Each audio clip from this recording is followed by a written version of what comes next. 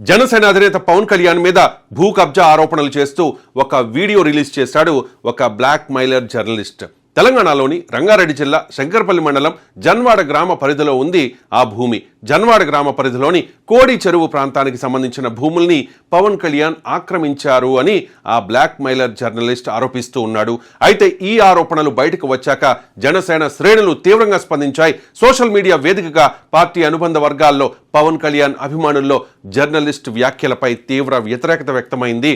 ఆరోపణలు పూర్తిగా రాజకీయ ఉద్దేశాలతో చేస్తున్నవేనని, వాస్తవాలకు దూరంగా ఉన్నాయని జన సైనికులు వాదిస్తూ ఉన్నారు. ఇక్కడ ప్రధానంగా జనసేన వర్గాలు చెబుతోన్న అంశం ఏంటంటే, భూ కబ్జా ఆరోపణలకు కేంద్రంగా మారిన భూమి FTL పరిధిలో ఉండే ప్రైవేట్ సికం పట్టా భూమి కావచ్చని, అలాంటి భూముల్లో వ్యవసాయ కార్యకలాపాలు నిర్వహించడానికి అవకాశం ఉంటుందని, కానీ వాణిజ్య నిర్మాణాలు, లేఅవుట్లు, భారీ భవనాలు నిర్మించరాదనే నిబంధనలు ఉంటాయని వారు స్పష్టంగా చెప్తూ ఉన్నారు. జనసేన వాదన ప్రకారం పవన్ కళ్యాణ్ ఆ ప్రాంతంలో రియల్ ఎస్టేట్ వెంచర్లు అభివృద్ధి చేయడం లేదు, ఎక్కడా కూడా భారీ కమర్షియల్ నిర్మాణాలు చేపట్టడం లేదు, భూమిని వ్యవసాయ అవసరాలకే వినియోగిస్తూ ఉన్నారు. అందువల్ల దీన్ని భూ కబ్జాగా అభివర్ణించడం సరైంది కాదని వారు వాదిస్తూ ఉన్నారు. జనసేన కార్యకర్తలు మరో అంశాన్ని కూడా ప్రస్తావిస్తూ ఉన్నారు. గత కొన్నేళ్లుగా పవన్ కళ్యాణ్ పై వ్యక్తిగత, రాజకీయ, ఆర్థిక ఆరోపణలు అనేక సార్లు వచ్చాయని, కానీ వాటిలో ఏ ఒక్కటి కూడా సరైన ఆధారాలు లేని కారణంగా మసగబారిపోయాయని చెబుతూ ఉన్నారు. పవన్ కళ్యాణ్ ఎదుగుదలను ఓర్వలేక, ఆయన్ను రాజకీయంగా ఎదుర్కోలేక ఇలాంటి దుష్ప్రచారాలు చేస్తూ ఉన్నారని అంటూ ఉన్నారు. మరోవైపు ప్రజాస్వామ్యంలో ప్రజాప్రతినిధుల ఆస్తులు, భూములు, వ్యాపారాలపై ప్రశ్నలు లేవనెత్తే ముందు పక్కా ఆధారాలు ఉండాలని, లేకపోతే అవి పరువు నష్టం, వివాదాలకు దారితీసే ప్రమాదం ఉంటుందని అంటూ ఉన్నారు. ఇక కొంతమంది జర్నలిస్టులు తమ వృత్తికే కళంకం తెచ్చేలా వ్యవహరిస్తూ ఉన్నారని సర్వత్రా విమర్శలు వ్యక్తమవుతూ ఉన్నాయి. ఆ బ్లాక్ మెయిలర్ జర్నలిస్ట్ కూడా ఆ కోవకే చెందుతాడని జనసేన ఆరోపిస్తోంది.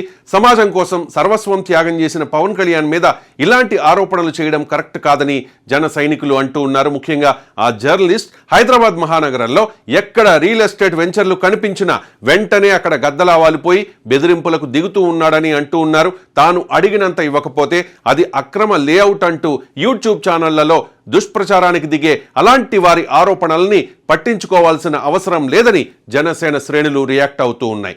డిజిటల్ మీడియా వేదికల ద్వారా గుర్తింపు పొందిన ఆ బ్లాక్ మెయిలర్ జర్నలిస్ట్ భూ వ్యవహారాలు, రాజకీయ నాయకులపై విమర్శనాత్మక కథనాలు, ప్రభుత్వాలపై దూకుడు వ్యాఖ్యలతో వార్తల్లో నిలిచాడు.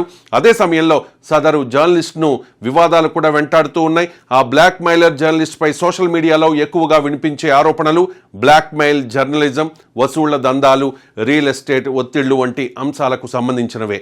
ఎంతవరకు నిజమో తెలియదు కానీ సదరు జర్నలిస్ట్ ఒక అమ్మాయిని వేధిస్తూ అన్న ఒక వీడియో కూడా ప్రస్తుతం సోషల్ మీడియాలో వైరల్ అవుతోంది. ప్రస్తుతం పవన్ కళ్యాణ్ పై చేసిన భూ కబ్జా ఆరోపణల నేపథ్యంలో ఆ జర్నలిస్ట్ పేరు మరోమారు వార్తల్లో నిలిచింది. పవన్ మీద చేసిన నిరాధార భూ కబ్జా ఆరోపణల విషయంలో ఏపీ ప్రభుత్వం, ఏపీ పోలీసులు సదరు జర్నలిస్ట్ మీద ఎలాంటి చర్యలకు ఉపక్రమిస్తారో చూడాలి.